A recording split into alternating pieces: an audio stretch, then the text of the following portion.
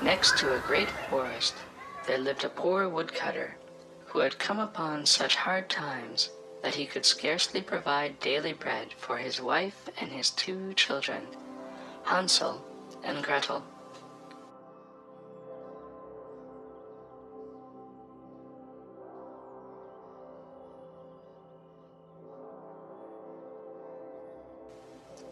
One evening, as he was lying in bed, worrying about his problems, his wife said to him, "Listen, man, early tomorrow, take the 2 children, give them each a little piece of bread, and then lead them into the middle of the thickest part of the woods. Make a fire for them, and then leave them there, for we can no longer feed them." "No, woman," said the man, "I cannot bring myself to abandon my own children to wild animals that would quickly tear them to pieces."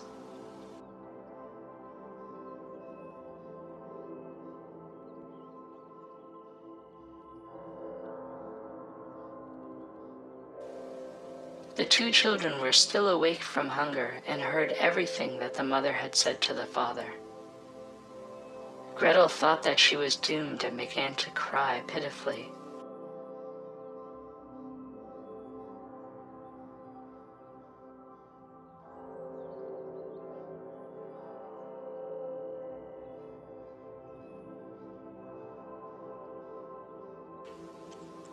The moon was shining brightly, and the white pebbles were glistening like silver coins. Hansel bent over and filled his jacket pockets with them, as many as would fit. Then he went back into the house and said, "Don't worry, Gretel, sleep well."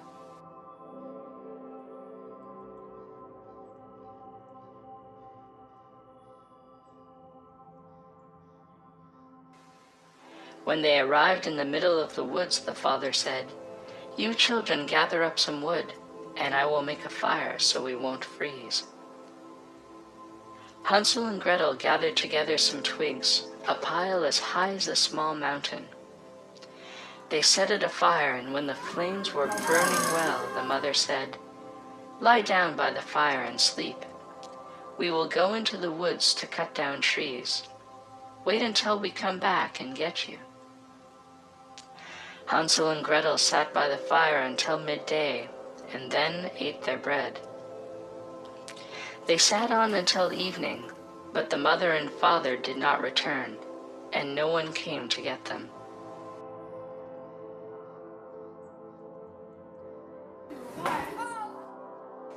They walked throughout the entire night, and as morning was breaking, they arrived at the father's house.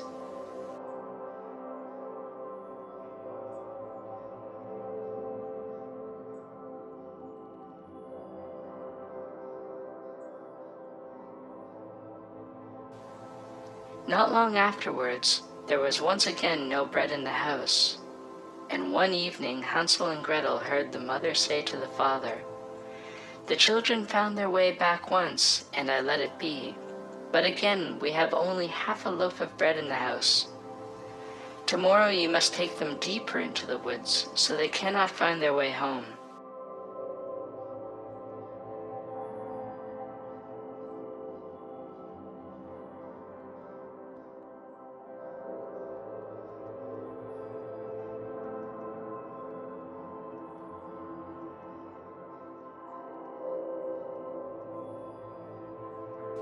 Hansel got up and wanted to gather pebbles once again, but when he came to the door he found that the mother had locked it shut.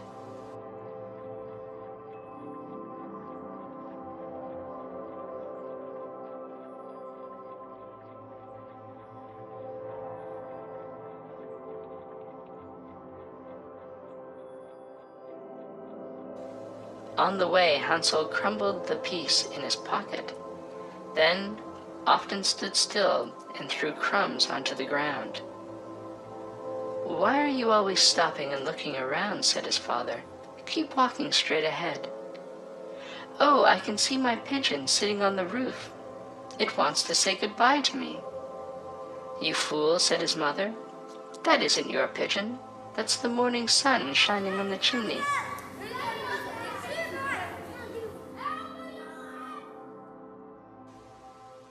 The mother took them deeper into the woods than they had ever been in their whole lifetime. There they were told to sleep by a large fire, and that the parents would come and get them in the evening.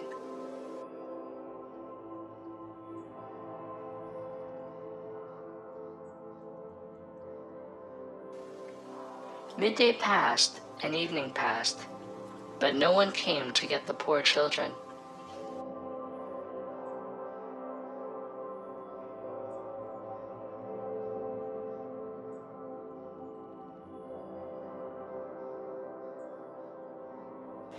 The moon came up, but when Hansel looked for the crumbs, they were gone.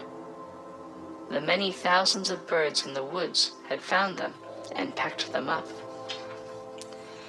Hansel thought that he would still be able to find the way home, and he and Gretel set forth, but they soon became totally lost in the great wilderness. They walked through the night and the entire next day, and then, exhausted, they fell asleep. They walked another day, but they could not find their way out of the woods.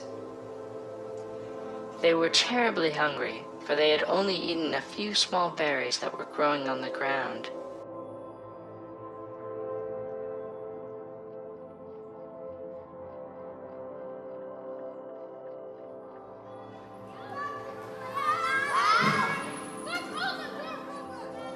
"Let's sit down and eat our fill," said Hansel. "I'll eat from the roof, and Gretel, you from the window. That will be nice and sweet for you."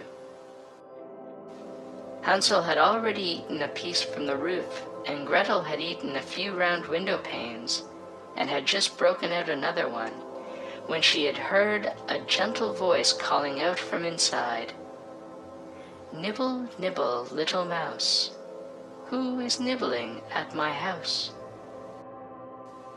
Hansel and Gretel were so frightened that they dropped what they were holding in their hands, and immediately they saw a little woman, as old as the hills, creeping out of the door. She shook her head and said, "Oh, you dear children, where did you come from? Come inside with me and you will be just fine." She took them by the hand and led them into her house. Then she served them a good meal.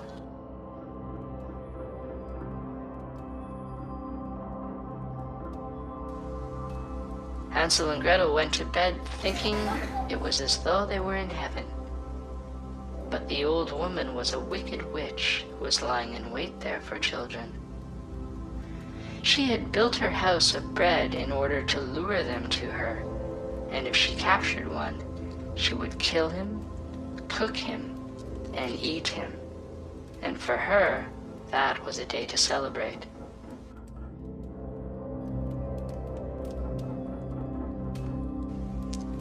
Early the next morning, before they awoke, she got up, went to their beds, and looked at the two of them lying there so peacefully. They will be a good mouthful, she thought. She grabbed Hansel and put him in a little stall, and when he awoke, he found himself in a cage, locked up like a young dog, and he could only walk a few steps. Then she took Gretel and cried, "Get up, lazy bones, fetch water. Go into the kitchen and cook something to eat. Your brother is locked in that stall there. I want to fatten him up, and when he is fat, I am going to eat him. For now, you have to feed him."